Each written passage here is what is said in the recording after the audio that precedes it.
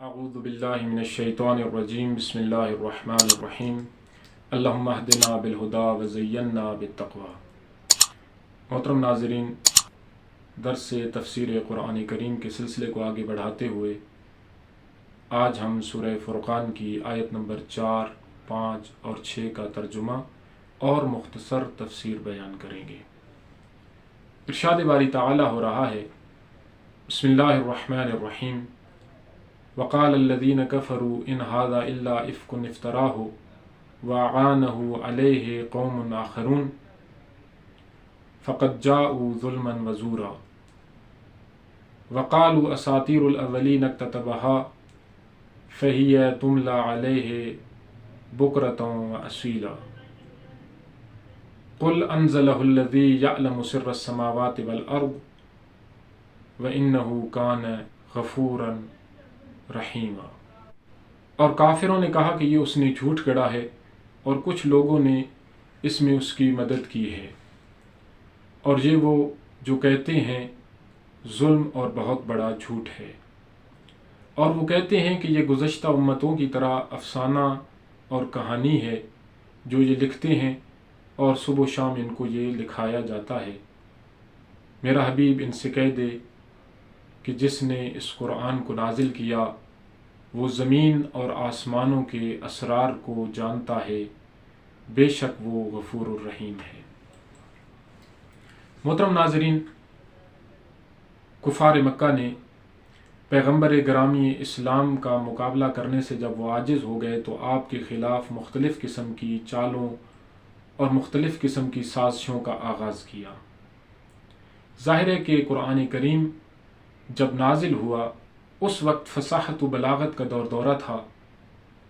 اور اہل عرب فصاحت اور بلاغت کو بڑی اہمیت دیتے تھے،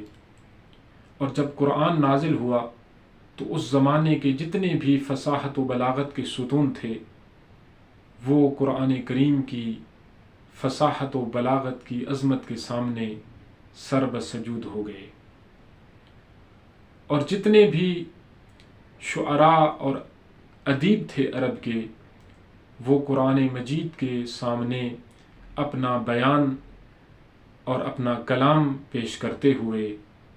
شرم محسوس کرتے تھے۔ اور اسی طرح پیغمبر گرامی اسلام کی اگر کردار اور سیرت کو دیکھا جائے تو اس زمانے میں اگر پیغمبر گرامی اسلام کو جن القاب سے یاد کیا جاتا تھا وہ صادق اور امین جیسے القاب تھے۔ پیغمبر گرامی اسلام کی شخصیت اور قرآن کی عظمت کو زیر سوال لانے کے لیے کفار مکہ نے یہ تہمتیں لگانی شروع کیں کہ بے شک یہ قرآن محمد مصطفیٰ کا اپنا بنایا ہوا ہے، اور کچھ لوگوں کے ساتھ مل کر انہوں نے اس قرآن کو بنایا ہے۔ یہاں پر ایک تو انہوں نے قرآن کریم کے کلام الہی ہونے کا انکار کیا ہے اور کتاب آسمانی ہونے کا انکار کیا ہے، اور دوسری طرف انہوں نے پیغمبر گرامی اسلام کی صداقت کو زیر سوال لاتے ہوئے آپ پر جھوٹ کی تہمت لگائی ہے، اور کہا کہ یہ اللہ کا کلام نہیں بلکہ یہ محمد مصطفیٰ کا اپنا بنایا ہوا کلام ہے جو دوسرے لوگوں کی مدد سے انہوں نے بنایا ہے۔ یہاں پر ایک نقطہ ہے جس کی طرف توجہ چاہوں گا، اور وہ نقطہ یہ ہے کہ ان لوگوں نے فقط یہ کیوں نہیں کہا کہ یہ اللہ کا کلام نہیں ہے، یہ محمد مصطفیٰ کا اپنا بنایا ہوا کلام ہے؟ دوسرے لوگوں کی مدد کا تذکرہ انہوں نے کیوں کیا ہے؟ اس وجہ سے کہ اگر یہ اس بات کا اقرار کر لیتے اور اس بات کا اظہار کرتے کہ یہ فصیح و بلیغ کلام اللہ کا نہیں ہے بلکہ محمد مصطفیٰ کا ہے، تو پھر ان کو محمد مصطفیٰ کی علمی قابلیت اور علمی عظمتوں کا اعتراف کرنا پڑتا۔ یہ تو پیغمبر کی عظمتوں کا اقرار کرنے کے بجائے پیغمبر کی شخصیت کشی کے لیے نکلے تھے۔ اللہ رب العزت فرماتا ہے کہ یہ جو ان کفار نے چال چلی ہے اور پیغمبر گرامی اسلام پر تہمت لگائی ہے تاکہ پیغمبر گرامی اسلام اور قرآن کریم کی عظمت کو زیر سوال لایا جا سکے، تو یہ انہوں نے بہت بڑا ظلم کیا ہے۔ ظلم اس طرح کہ انہوں نے قرآن کے کلام الہی ہونے کا انکار کر دیا ہے۔ قرآن کے کتاب آسمانی ہونے کا انکار کر دیا ہے، اور پیغمبر گرامی اسلام جیسی صادق، امین، مقدس اور پاکیزہ ہستی کو جھوٹ جیسی پست ترین صفت سے متصف کر دیا ہے۔ اور یہ جو لوگ کہتے ہیں کہ قرآن کریم یہ گزشتہ امتوں کے اور گزشتہ ملتوں کے اور قوموں کے قصے، کہانیوں اور افسانوں پر مشتمل ہے،